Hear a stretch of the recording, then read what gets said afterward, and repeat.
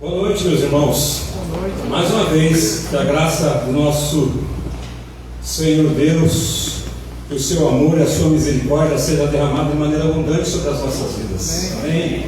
Deus seja louvado. Nós cantamos sobre a graça de Deus e vamos falar sobre isso nessa noite. Eu gostaria que você abrisse sua Bíblia num texto bastante conhecido, aliás, em Lucas capítulo 15, o Evangelho de Lucas, lá no seu capítulo 15.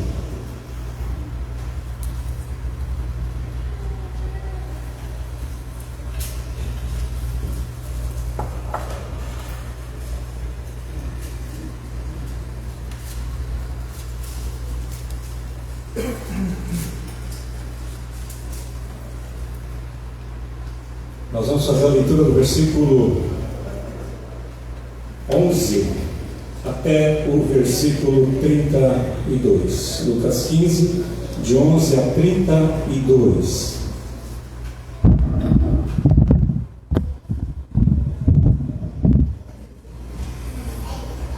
A palavra do Senhor diz assim para nós. Continuou: certo homem tinha 2 filhos. O mais moço deles disse ao pai: Pai, dá-me a parte dos bens que me cabem. E ele lhes repartiu os haveres. Passados não muitos dias, o filho mais moço, ajuntando tudo o que era seu, partiu para uma terra distante, lá dissipou os seus bens, vivendo dissolutamente. Depois de ter consumido tudo, sobreveio àquele país uma grande fome, e ele começou a passar necessidade. Então ele foi e se agregou a um dos cidadãos daquela terra, e este o mandou para os seus campos a guardar porcos.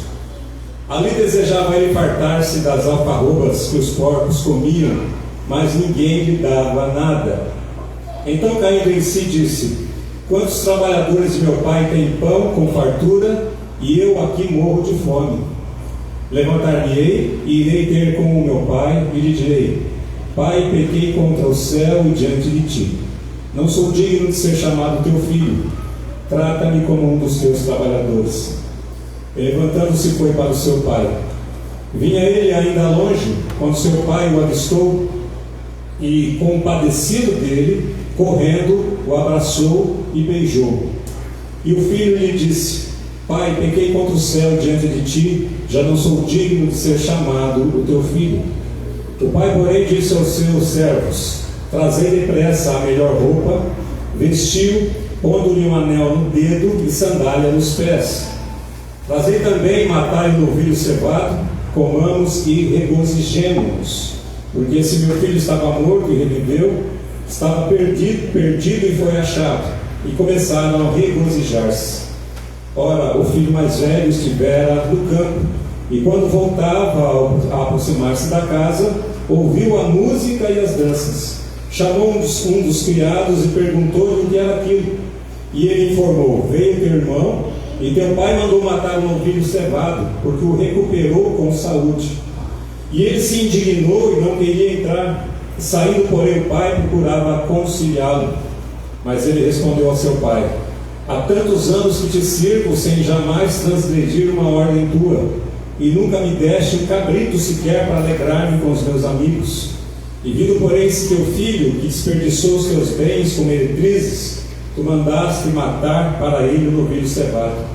Então lhe respondeu o pai: Meu filho, tu sempre estás comigo, tudo o que é meu é teu. Entretanto, era preciso que regozijássemos e nos alegrássemos, porque esse teu irmão estava morto e reviveu, estava perdido e foi achado. Vamos orar mais uma vez. Santo e eterno Deus e Pai, queremos que o Senhor fale aos nossos corações agora, Senhor Deus. Nos fortaleça através da Tua palavra, nos alimente, sustente, Senhor. Nos corrija, ó Pai. Edifica o Teu povo, Senhor, única e exclusivamente através da Tua mensagem, da Tua palavra, no nome de Jesus. Amém, Senhor Deus. Meus irmãos, certa ocasião, uma das igrejas que eu pastoreei, eu fiz essa pergunta: o que é estar perdido? O que é estar perdido? Você poderia elaborar uma resposta muito bem trabalhada, filosófica, teológica, Mas eu gostaria de dizer que estar perdido é não estar onde se deveria estar. Isso é estar perdido. É não estar onde se deveria estar. Muitas pessoas hoje estão nessa condição de não estar onde deveriam estar, na presença do Senhor, diante de Deus, usufruindo a bênção de louvar, de adorar, de ter a certeza que quando você levanta a sua voz em oração, em gratidão, Ele vai ouvir você.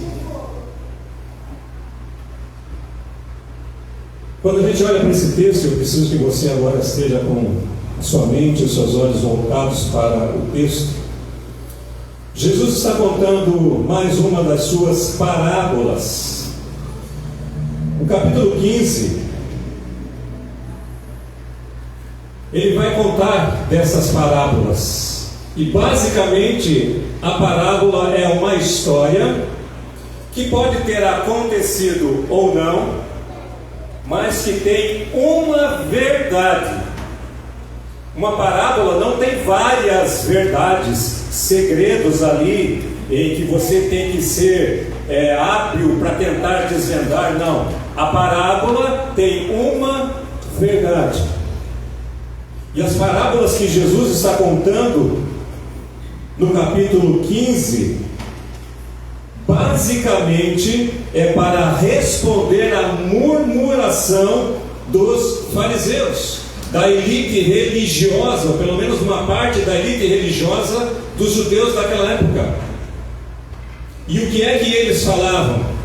O versículo 2 diz assim: e murmuravam os fariseus e escribas, dizendo: estes recebem pecadores e comem com eles. Note que a crítica se dá ao fato de Jesus receber e comer com aqueles homens e mulheres que aos olhos dos fariseus eram pecadores. E a mesa, praticamente em toda a cultura, denota intimidade. E Jesus, para responder a essas críticas, ele conta algumas histórias, algumas parábolas. E a finalidade das parábolas aqui, nesse momento, é mostrar justamente a alegria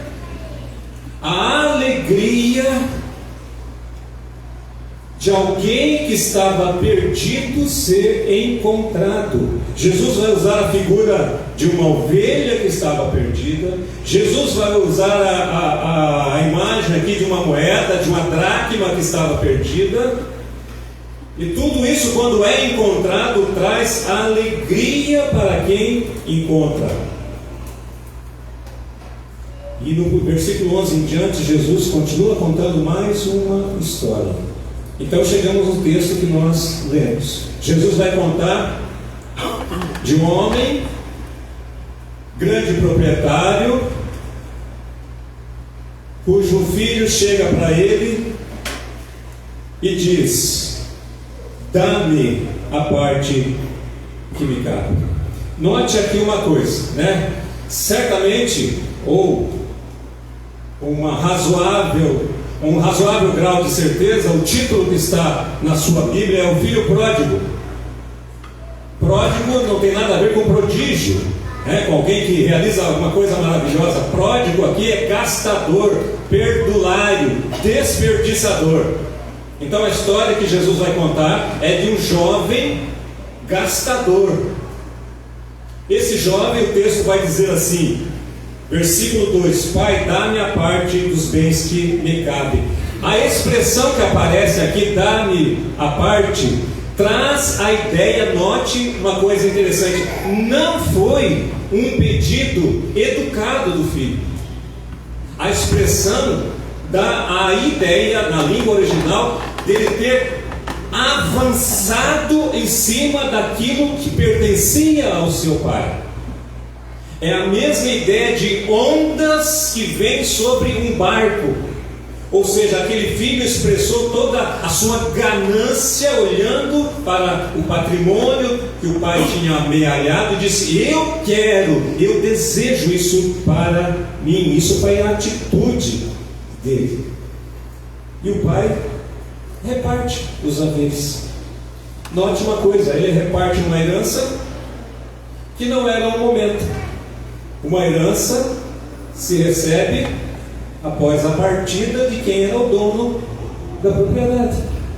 E aquele homem em vida reparte, aquele jovem junta os haveres e vai para uma terra distante. O texto não diz que terra era essa, mas era uma terra distante. O texto vai continuar dizendo que lá ele dissipou. A ideia de Lucas aqui é como se ele lançasse no ar, como se ele pegasse o dinheiro que havia recebido e jogasse no ar, desperdiçasse com prazeres, com as alegrias que ele achava que havia encontrado, e gastou, desperdiçou. Por isso o nome da parábola do filho pródigo. E ele gastou tudo o que havia levado do seu pai com tanta ganância. E o versículo 14 vai dizer assim: depois de ter consumido tudo, sobreveio àquele país uma grande fome, e ele começou a passar necessidade.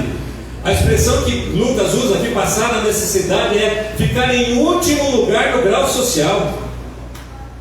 Se fôssemos usar uma linguagem comum, popular do nosso tempo agora, ele foi parar no fundo do poço, a ponto de ter que cuidar de porcos, sendo que cuidar de porcos naquele contexto, naquele momento, naquela cultura, para um judeu era a coisa mais indigna para ser feita.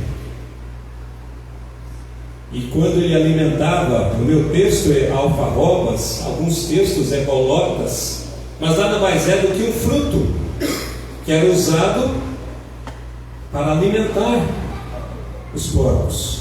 Ele olhava aquilo e ele desejava comer daquilo, porque ele não tinha nada. Mas há um momento que ele reflete e diz: mas o que eu estou fazendo aqui? É o momento da mudança. É o momento em que aquele que está perdido, ele vai começar a reencontrar. E a ação primeira aqui é cair em si, é refletir, é pensar o que é que ele havia deixado. E ele diz: eu vou voltar para casa, eu vou voltar para o meu pai.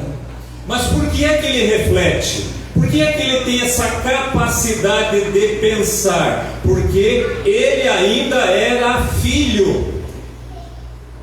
Apesar de ter ido para uma terra distante, apesar de ter desperdiçado os bens que o pai lhe dera, sem direito inclusive, ele ainda era filho.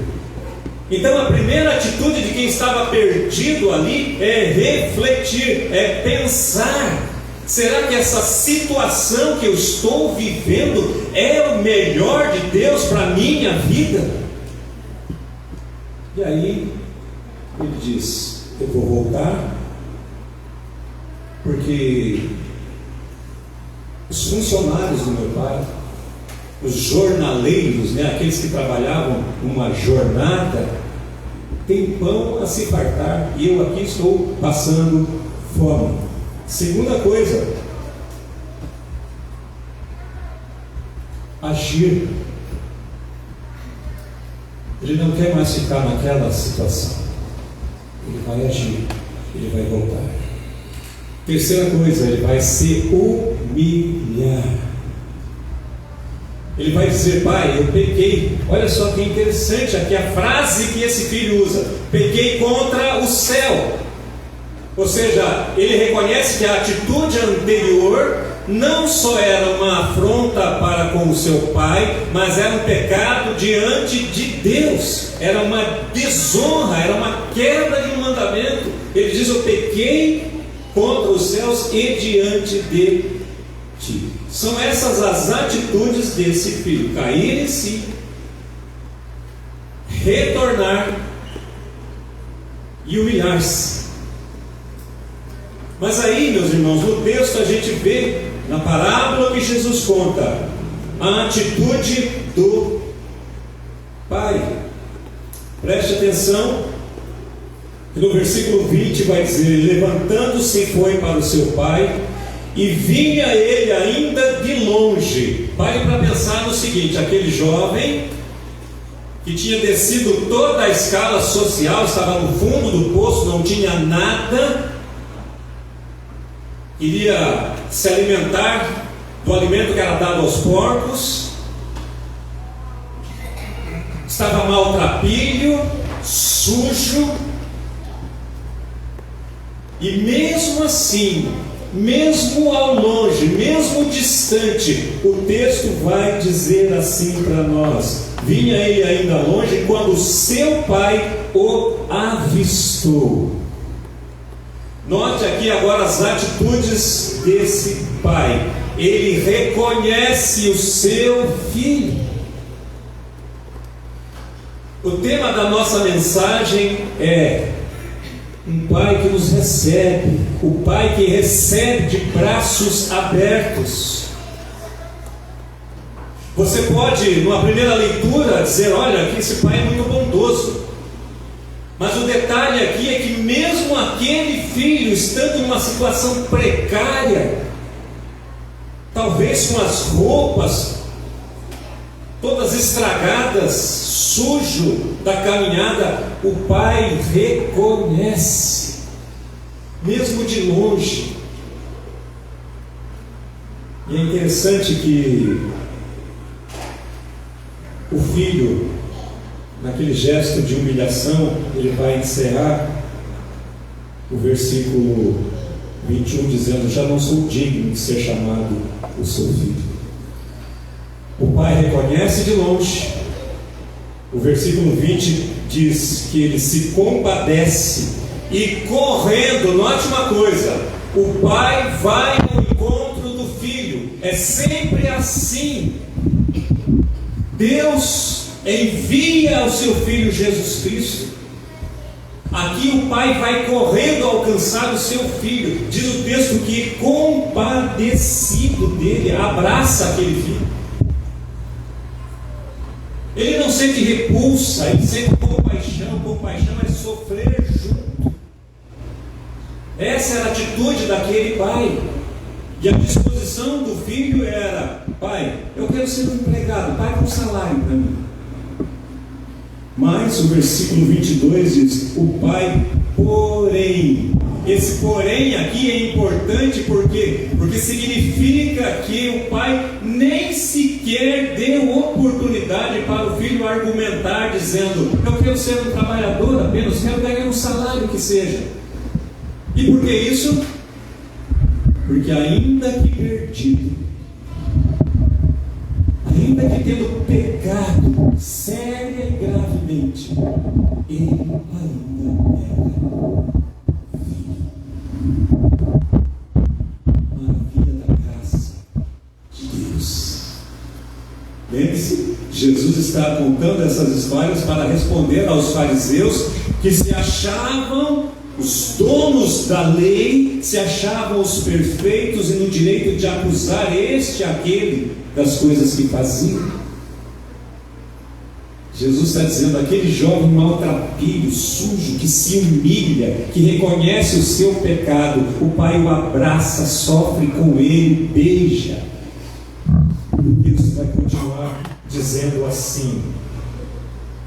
Ele chama os seus servos e diz: trazei depressa a melhor roupa. É interessante, meus irmãos, porque a palavra que Lucas usa aqui é estola. Você já deve ter ouvido essa expressão, estola sacerdotal. era a roupa de festa. Aquele jovem estava todo maltrapilho, mas agora o pai ia dar a ele vestes novas, e não só novas, mas as melhores.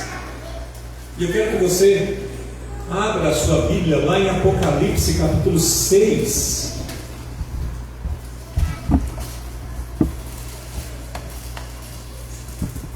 Versículo 11. Então a cada um deles foi dada uma vestidura branca, e lhes disseram que repousassem ainda por pouco tempo, até que também se completasse o número dos seus conservos e seus irmãos, que iam ser mortos como igualmente eles foram. A palavra vestidura branca aqui é a mesma palavra que Lucas está usando quando o pai diz: coloca uma roupa melhor nele. Irmãos, o pai continua dizendo: a melhor roupa vestiu, pondo-lhe um anel no dedo. A palavra anel, o único lugar onde ela aparece no Novo Testamento é aqui, significando que para aquele jovem seria dada a autoridade de ser filho novamente. E ele segue dizendo: e coloca uma sandália nos pés.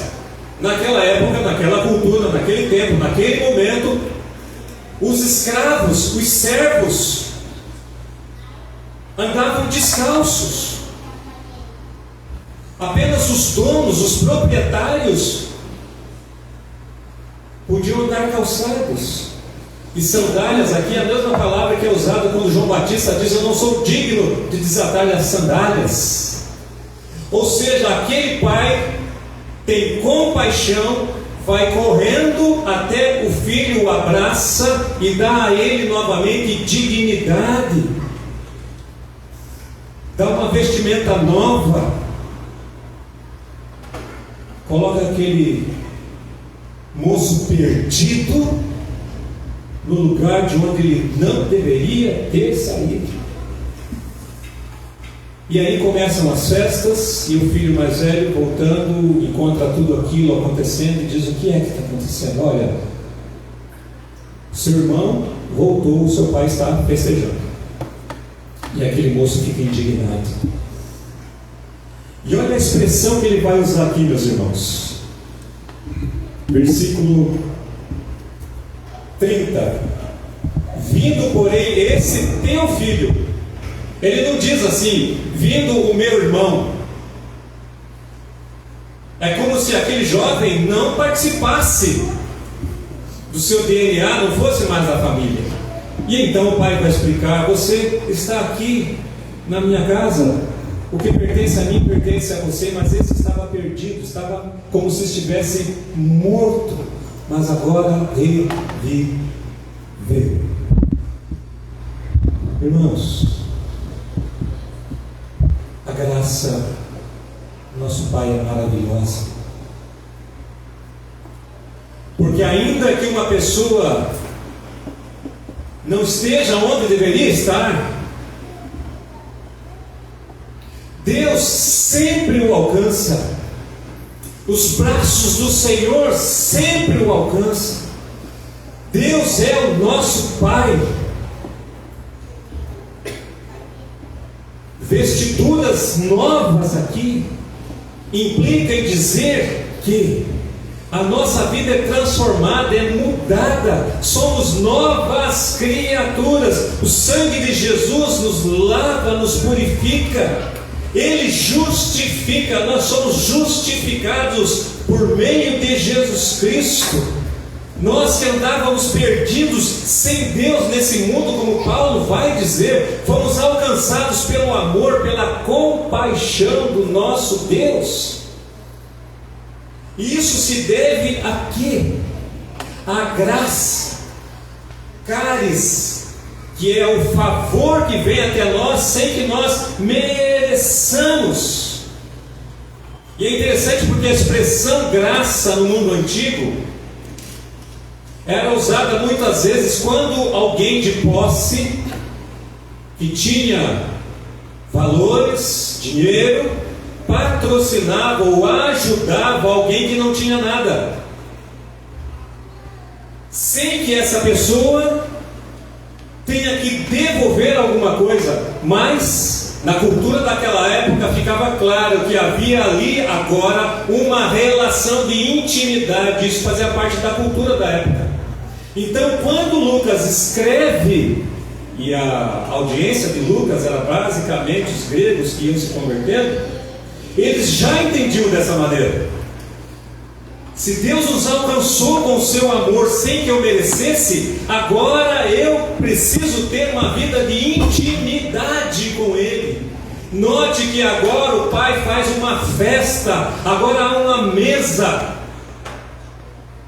É a comunhão, é a proximidade, é a intimidade. Por isso é que quando nós estávamos perdidos, distante de Deus, Ele nos alcança para que estejamos perto dEle, próximo dEle. Nós não podemos desperdiçar, meus irmãos, a oportunidade de estar na presença do Senhor, na presença de Deus. Ou seja, a conclusão das histórias que Jesus está contando, das parábolas que Ele está contando aqui, é festa, alegria, júbilo.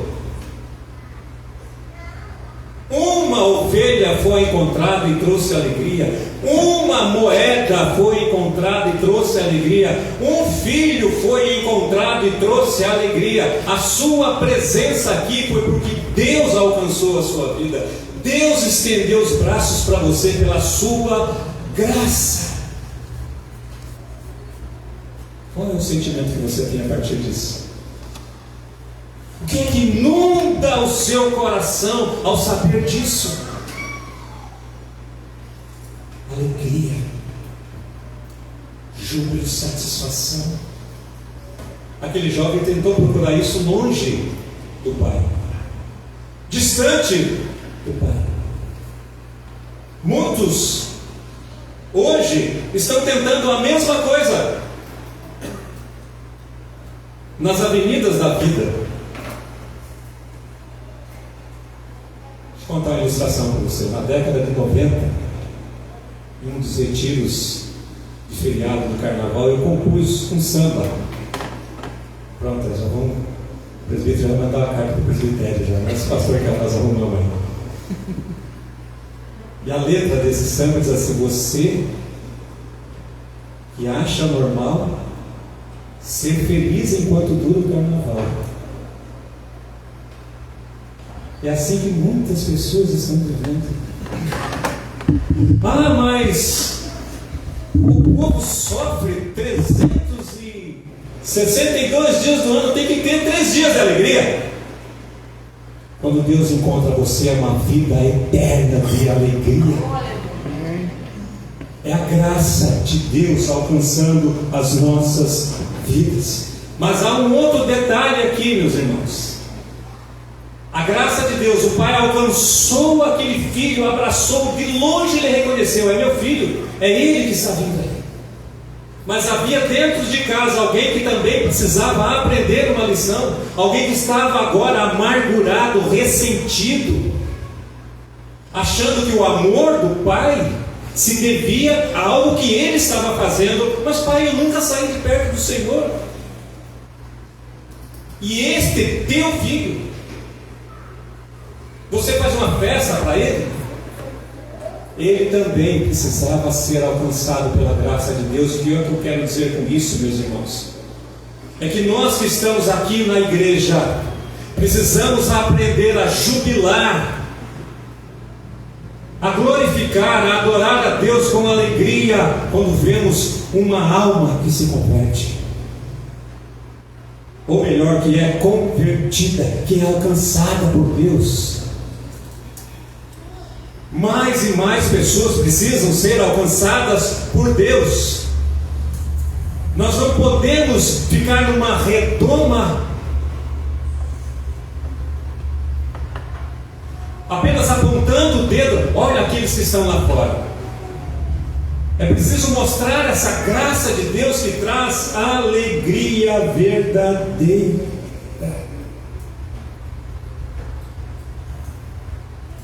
graça de Deus alcança alguns que estão com roupas sujas, estão cheirando mal,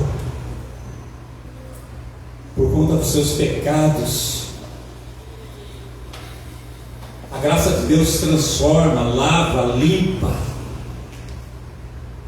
Mas a graça de Deus também alcança corações ressentidos, corações amargurados, corações que estão perdendo a alegria porque deixam crescer em si raiz de amargura, corações que não conseguem olhar o outro que está congregando junto com ele como alguém que também foi alcançado pela graça de Deus, corações que não conseguem perdoar.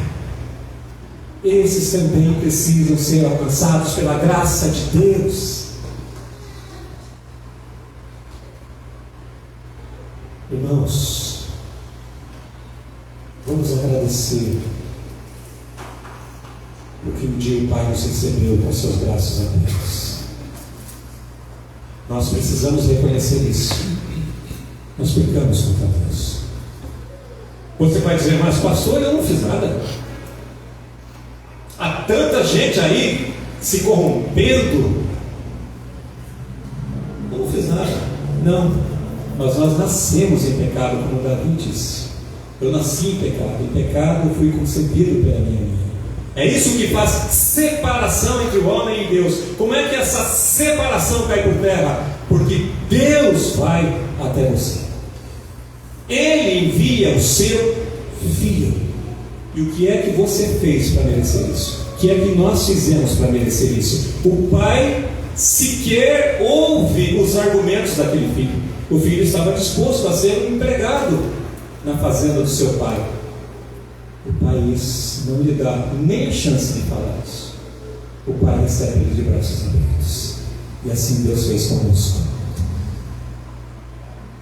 Sabe quem é que vai cantar naquela multidão que nós lemos no primeiro texto, no momento da adoração?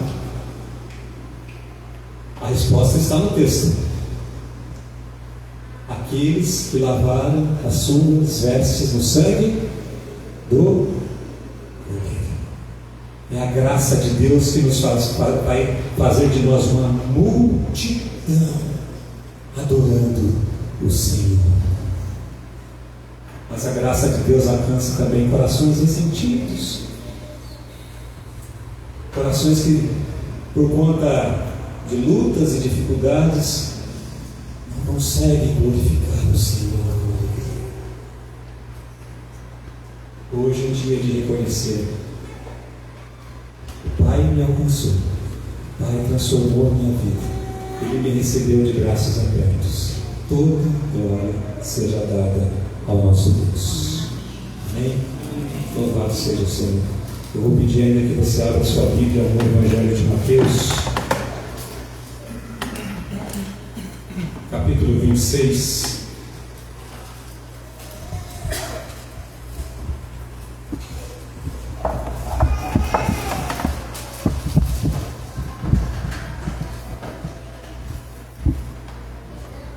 Versículo 26 em diante. Enquanto comiam, tomou Jesus um pão e, abençoando-o, o partiu e deu aos discípulos, dizendo: tomai e comei, isto é o meu corpo. A seguir tomou um cálice, tendo dado graças, o deu aos discípulos, dizendo: bebei dele todos, porque isto é o meu sangue, o sangue da nova aliança, derramado em favor de muitos para a remissão de pecados. E digo-vos que desta hora em diante não beberei desse fruto da videira, até aquele dia que eu hei de beber novo convosco no reino do meu Pai. E tendo cantado um hino, saíram para o monte das oliveiras. Sabe quem vai participar dessa mesa?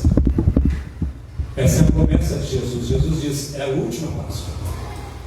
Eu só vou participar novamente no reino do meu Pai, junto com aquela multidão de salvos que estiveram suas vestes lavadas pelo sangue do Cordeiro, que foram alcançados pela graça do Pai. Essa é a promessa de Jesus.